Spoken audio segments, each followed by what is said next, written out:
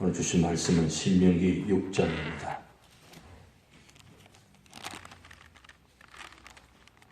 신명기 6장 우리 한 절씩 교독하도록 하겠습니다. 이는 곧 너희의 하나님 여호와께서 너희에게 가르치라고 명하신 명령과 규례와 법도라. 너희가 건너가서 차지할 땅에서 행할 것이니 곧 너와 내 아들과 내 손자들이 평생에 내 하나님 여호와를 경외하며 내가 너희에게 명한 그 모든 규례와 명령을 지키게 하기 위하여 것이며 또 내 나라를 장구하게 하기 위한 것이라. 이스라엘아, 듣고 삼가 그것을 행하라. 그리하면 내가 복을 받고 내 조상들의 하나님 여호와께서 내게 허락하신 같이 젖과 꿀이 흐르는 땅에서 내가 크게 번성하리라. 이스라엘아, 들으라. 우리 하나님 여호와는 오직 유일한 여호와이시니 너는 마음을 다하고 뜻을 다하고 힘을 다하여 내 하나님 여호와를 사랑하라. 오늘 내가 내게 명하는 이 말씀을 너는 마음에 새기고 네 자녀에게 부지런히 가르치며 집에 앉았을 때든지 길을 갈 때든지 누워 있을 때든지 일어날 때든지 이 말씀을 강론할 것이며 너는 또 그것을 내 손목에 메어 기호를 삼으며 내 미간에 붙여 표를 삼고 또 내 집 문설주와 바깥문에 기록할지니라. 내 하나님 여호와께서 내 조상 아브라함과 이삭과 야곱을 향하여 내게 주리라 맹세하신 땅으로 너를 들어가게 하시고 내가 건축하지 아니한 크고 아름다운 성읍을 얻게 하시며 내가 채우지 아니한 아름다운 물건이 가득한 집을 얻게 하시며 내가 파지 아니한 우물을 차지하게 하시며 내가 심지 아니한 포도원과 감람나무를 차지하게 하사 내게 배불리 먹게 하실 때에 너는 조심하여 너를 애굽 땅 종되었던 집에서 인도하여 내신 여호와를 잊지 말고 내 하나님 여호와를 경외하며 그를 섬기며 그의 이름으로 맹세할 것이니라. 너희는 다른 신들 곧 내 사면에 있는 백성의 신들을 따르지 말라. 너희 중에 계신 너희의 하나님 여호와는 질투하시는 하나님이신즉 너희의 하나님 여호와께서 내게 진노하사 너를 지면에서 멸절시킬까 두려워하노라. 너희가 마사에서 시험한 것 같이 너희 하나님 여호와를 시험하지 말고 너희 하나님 여호와께서 너희에게 명하신 명령과 정부와 규례를 삼가 지키며 여호와께서 보시기 정직하고 선량한 일을 행하라. 그리하면 내가 복을 받고 그 땅에 들어가서 여호와께서 모든 대적을 내 앞에서 쫓아내시겠다고 내 조상들에게 맹세하신 아름다운 땅을 차지하리니 여호와의 말씀과 같으니라. 후일에 내 아들이 내게 묻기를 우리 하나님 여호와께서 명령하신 정거와 규례와 법도가 무슨 뜻이냐 하거든 너는 내 아들에게 이르기를 우리가 옛적에 애굽에서 바로의 종이 되었더니 여호와께서 권능의 손으로 우리를 애굽에서 인도하여 내셨나니 곧 여호와께서 우리의 목전에서 크고 두려운 이적과 기사를 애굽과 바로와 그의 온 집에 베푸시고 우리 조상들에게 맹세하신 땅을 우리에게 주어 들어가게 하시려고 우리를 거기서 인도하여 내시고 여호와께서 우리에게 이 모든 규례를 지키라 명령하셨으니 이는 우리가 우리 하나님 여호와를 경외하여 항상 복을 누리게 하기 위하심이며 또 여호와께서 우리를 오늘과 같이 살게 하려 하심이라. 우리가 그 명령하신 대로 이 모든 명령을 우리 하나님 여호와 앞에서 삼가 지키면 그것이 우리의 의로움이라 할지니라. 아멘. 계속해서 지금 두 번째 설교, 모세의 설교를 좀 말씀 보고 있습니다. 1장부터 4장까지는 모세의 첫 번째 설교이고 5장부터 26장까지는 모세의 두 번째 설교입니다. 말씀을 계속 보고 있지만 계속 반복되는 단어가 보면 말씀을 지키라, 행하라, 가르치라 이런 말씀이 나타나는데 오늘 특별히 신명기 6장은 특별히 이 쉐마 교육에 대해서 말씀이 나타났습니다.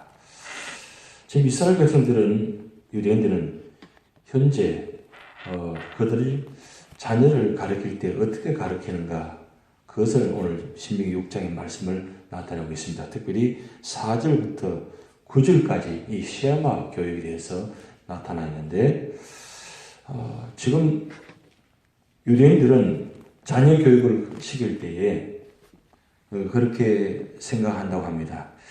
유대인들은 유대인으로 태어난 것이 첫 번째 성공이고 두 번째 성공은 유대인으로 태어나서 말씀의 아들이 되는 것이 두 번째 성공이고 그리고 세 번째는 자식을 낳아서 말씀의 아들을 세우는 것이 세 번째 성공이라고 합니다. 참 대단한 생각입니다. 유대인으로 태어난다는 자체가 성공이라는 거예요. 왜냐하면 자기들은 선택된 민족이다. 그래서 유대인으로 태어난 자체만 하더라도 이미 첫 번째 성공했다는 거예요. 그리고 두 번째 성공은 결국은 유대인으로 태어나가지고 그냥 태어날 정도가 아니라 그게 말씀의 아들이 되는 것이 성공이라는 거예요. 그래서 유대인들은 3살, 4살 때부터 해서 12세까지 성인식 되기 전까지 제일 먼저 하는 일이 난지 8일 만에 할례를 행합니다. 할례를 행하는 것은 이 계약된 관계인데 하나님과 나와의 관계가 하나님의 계약된 백성으로 맺어진다. 그런 뜻이 있습니다. 그리고 13세가 되면 성인식을 치릅니다. 성인식을 치르면 성인식이 된다는 것은 이건 계약된 하나님 백성이 되어서 이제 말씀의 아들이 된다. 계약의 아들이 된다. 그래서 정식으로 13세가 되어서 성인식 치름 이후부터는 이제 말씀을 강론하고 말씀의 아들이 되어서 말씀으로 살아간다는 그런 뜻이 있어요.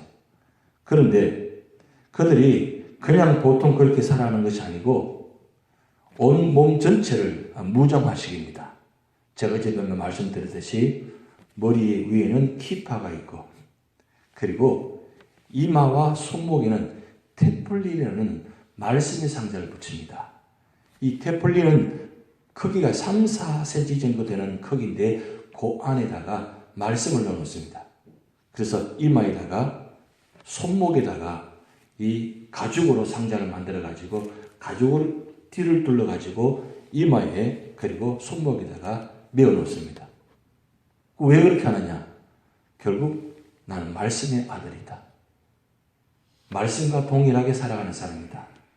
오늘 말씀을 읽어보셨지만 손목에 기호를 삼으면 네 미간에 붙여 표를 삼고 라고 8절 말씀에 나와 있어요. 그래서 이마와 손목에다가 붙입니다.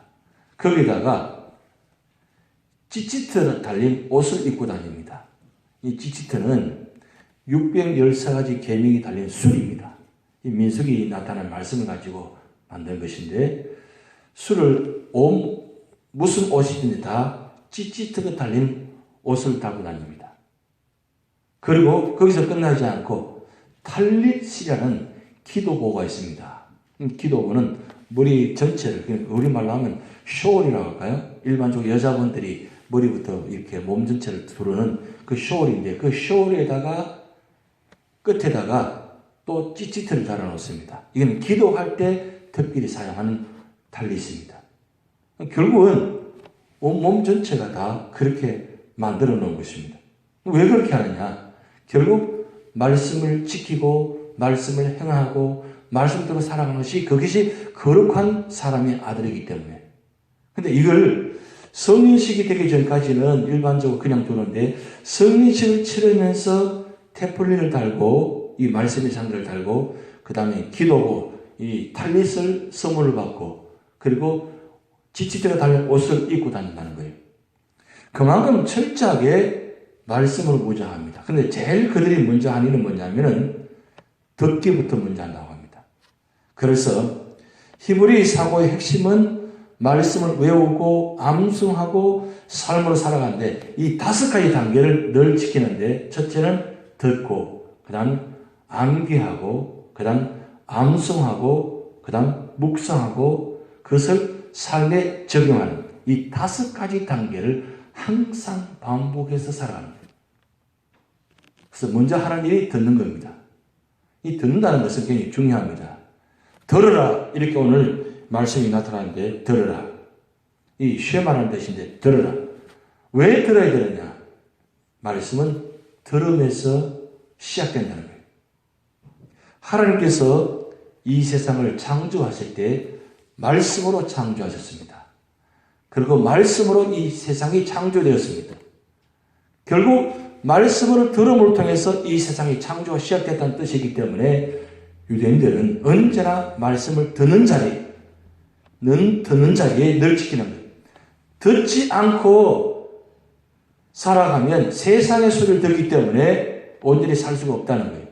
그래서 언제나 말씀을 듣는 자리에, 그래서 어릴 적부터 그들은 이 자녀를 교육시키는데 언제나 말씀을 듣게 합니다. 들을 뿐만 아니라 그 다음 단계가 말씀을 암기합니다. 왜 암기하느냐? 말씀을 듣기만 하고 끝나버리면 그 말씀이 실질적으로 우리 삶 속에 적용되지 않기 때문에 그 말씀을 암기하는 거예요. 암기할 뿐만 아니라 그 암기한 것을 암송하게 합니다. 실질적으로 암기한 것을 입으로 선포하면서 암송하게 한다는 거예요. 암송해야 실질적으로 말씀이 내 속에서 이루어진다는 거예요. 그리고 거기서 끝나지 않고 말씀을 듣고 암기하고 암송하고 거기서 끝나지 않고 이제는 다음 단계가 묵상하는 단계. 우리가 시편 1편의 말씀 보면 복 있는 사람은 악인의 길을 쫓지 아니하고 죄인의 길을 서지 아니하고 오만한 자의 자리에 앉지 아니하며 오직 여호와의 말씀을 주야로 묵상하는 자로다. 그래서 이 묵상이라는 단어가 나오는데 이 묵상이 히브리 원어의 뜻은 되새김질한다 그런 뜻이 있습니다. 소가 먹었으면 바로 삼켜가지고 안에서 계속 반복해서 올렸다가 내렸다가 계속 한다는 거예요. 그것처럼 말씀을 들어갔으면 그냥 삼키고 소화시키는 것이 아니라 계속 반복해서 묵상하는. 왜 묵상하느냐? 말씀이 그러한가? 말씀이 뜻이 이른가? 계속 말씀 뜻을 찾아간다는 거예요. 그냥 단순히 외우는 것에 끝나는 것이 아니라 그 말씀이 실질적으로 말씀 내 속에서 이루어지도록 말씀을 계속 하루 종일 반복해서 묵상하는 거예요. 그럼 묵상하는 가운데 하나님 뜻을 깨닫고 그리고 그 말씀을 깨달음을 통해서 내 삶을 다시 한번 생각을 바꾸고 마음을 바꾸는 거예요. 그러고 난 다음에 마지막 단계가 삶에 적용하는 거예요. 일반적으로 우리 신앙생활은 말씀 듣고 그 다음 단계에 뛰어넘어 가지고 삶을 적용한다고 합니다. 근데 그렇게 하니까 적용이 안 되는 거예요. 왜? 말씀을 깨닫지 못하고 이해하지 못하니까 말씀을 실질적으로 적용할 수 없는 겁니다. 그래서 말씀을 듣긴 듣는데 실제 삶 속에 적용이 없어요. 주일 말씀을 듣습니다. 주일 말씀을 듣고 난 다음에 그 다음 주일 월요일 되기 전에 오후만 되어도 이미 주일날 낮에 무슨 말씀인지 제목도 기억이 안 나요. 그리고 물론 본문인지 생각도 안 나는 거예요. 이렇게 하니까 실제적으로 일주일 내내 삶 속에 말씀이 우리 삶을 지배하지 못하고 말씀이 나를 이끌어가지 못해요. 그래서 실제 삶 속에는 주일 와서 교회 안에는 예배를 드리는데 실제 삶 속에 하나님 말씀이 우리 삶 속에 역사가 나타나는 거예요. 요한복음 1장 14절 말씀에 말씀이 육신이 되어 우리 가운데 거하시며 그 영광을 보니 아버지 독생자의 영광이요 은혜가 진리가 충만하더라. 이 말씀이 있어요. 근데 이 말씀은 나하고는 전혀 상관없는 말씀이 되어버립니다. 그러다 보니까 한 주간 내내 말씀이 그러한가. 신약의 성경 보면 베레아 교인들처럼 말씀이 그러한가 날마다 상고했다고 말씀이 나타나 있어요. 말씀이 실제적으로 이루어지는 것인가? 실제로 말씀이 어떻게 이렇게 적용돼서 어떻게 사역을 사는가? 성경 말씀들이 그대로 이 실제 삶 속에 나타나는가? 이걸 바라보면서 체험하면서 간증이 나와야 되는데 그런 말씀 역사가 나타나지 않아요. 그러다 보니까 신앙생활은 30년, 40년 오래 했는데 실제 우리 삶 속에 말씀이 어떻게 이루어졌는가? 성경에는 기적의 사건들이 많이 기록되어 있어요. 사건들이 많이 있어요. 믿음의 사람들이 많이 기록되어 있습니다. 그런데 실제 삶 속에는 이런 기적들이, 이런 은혜가, 이런 간증이 우리 삶 속에 나타나지 않는 거예요. 근데 유대인들은 그 말씀이 이 네 단계, 말씀을 듣고 말씀을 암기하고 말씀을 암송하고 말씀을 묵상하고 난 다음에 그 다음 실제적으로 그 말씀을 한 발자국 한 발자국 걸어가는 거예요. 그래서 유대인들은 말씀을 이 네 단계 하기 전까지는 절대로 한 발자국도 걷지 않는다. 내가 한 걸음 내 발을 디디기 전까지는 반드시 이것을 지킨다는 거예요. 그러고 난 다음에 한 발자국 걷기 시작한다는 거예요. 그 정도로 철저하게 말씀을 적용시킨다는 거예요. 그래서 말씀이 실제적으로 언제나 삶 속에 함께하기 위해서 그렇게 머리에 키파를 쓰고 테프니를 달고 그 다음 탈레스를 입고 찌찌들을 달고 그렇게 삶 속에서 그렇게 하잖아요. 실제 삶 속에 말씀이 613가지가 실제적으로 적용하고 이루어지게 하기 위해서 그 정도로 무장해서 다닌다는 거예요. 그렇게 해도 부족하다는 거예요. 그렇게 해도 부족하다는 거예요. 우리 유대인들 보면 배울 점도 있고 배우지 못할 점도 있습니다. 아주 반반이 보면 극단적인 모습 있고 이런 아주 상황적 모습이 있습니다. 그런데 우리가 한 가지 배울 점은 말씀을 철저하게 적용시킨다는 것. 이걸 한 가지 우리는 배우셔야 됩니다. 다른 건 몰라도. 나는 하나님의 선택된 백성이다. 그리고 그 말씀 나는 철저히 지키고 있다. 그리고 그 말씀을 철저히 행하고 있다. 그리고 그 말씀을 지켜야만 거룩한 생활한다. 그게 찌찌트를 다는 목적의 의미 있다는 거예요. 세 가지. 말씀을 행하고 지키고 거룩하게 사는 것을 그것을 그냥 말로만 하는 것이 아니라 이 술의 옷에 달아가지고 그렇게까지 하는 이유가 바로 거기 있다는 거예요. 오늘 신명기 6장 말씀 왜 모세가 말씀하고 있습니까? 이 신명기라는 말씀은 말씀을 반복한다는 뜻이 의미가 있습니다. 창세기부터 민수기까지 이 네 권을 요약해서 정리해가지고 신명기의 과거, 현재, 미래 세 편의 설교를 하고 있습니다. 왜 모세가 반복해서 그렇게 평행본문을 이동해가지고 그렇게까지 하느냐? 오직 그 길만이 오늘 1절에서 3절 말씀 이 6장 아니 성경 전체의 요약의 의미가 1절부터 3절까지 의미가 담겨 있습니다. 왜 그렇게 해야 되느냐? 그렇게 해야 복을 받기 때문입니다. 그렇게 해야 축복받기 때문입니다. 그렇게 해야 내 생명이 길다는 거예요. 가나안 땅에 들어가서 그냥 들어가서 살 수 없다는 거예요. 왜? 그 가나안 땅은 어떤 땅이냐? 하나님 주신 약속의 땅이지만 가나안 칠족속이 그 약속의 땅을 우상의 땅으로 만들어 놨어요. 그래서 이 땅에 들어가면 누구든지 이 우상의 땅에 들어가서 우상화 되어버린다는 거예요. 그렇게 안 되기 위해서는 철저하게 말씀을 묵상해야 돼요. 훈련받아야 돼요. 그리고 단순히 나만 자신만 것이 아니라 자녀들에게 가르치라는 거예요. 오늘 민수기 6장에 나타나는 이 쉐마 교육은 자녀들을 그렇게 가르치는 거예요. 왜 자녀들을 그렇게 가르쳐야 되느냐? 그렇게 해야만 이 자녀들이 그 땅에 들어가서 생명이 장구하고 축복받기 때문입니다. 결국 하나님 외에는 하나님 없이는 하나님만이 아니면 진정한 삶이 아니라는 거예요. 축복의 삶이 아니라는 거예요. 그래서 오늘 신명기 6장을 통해서 말씀하고 있습니다. 언제나 하나님의 말씀을 들으시기 바랍니다.